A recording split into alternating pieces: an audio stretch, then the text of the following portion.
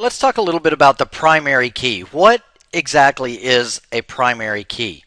Well, basically, a primary key is a field or a set of fields in your table that help access kind of uniquely identify data. Now, to give you an example of how that's going to be used, you can use the primary key to relate different tables to different information, different databases, different objects. And the reason people use it is because it's going to be a unique identification number.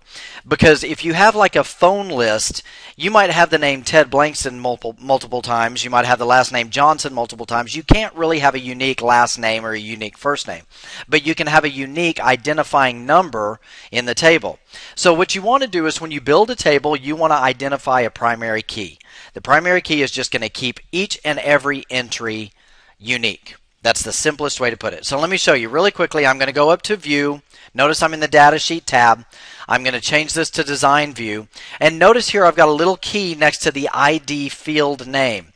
The ID field name is an automatic number that Access is going to give every single entry that I input. So it may be number 1, number 2, number 3. If I've got 500,000 different contact names I'm going to put into my database, it's just going to give me a unique number every single time, and it's going to identify it.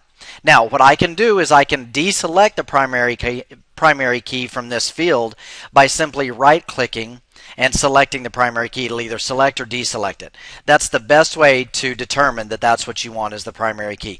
I can do that with any field that I want, but try to keep it to something like an ID number that is automatically generated by Access.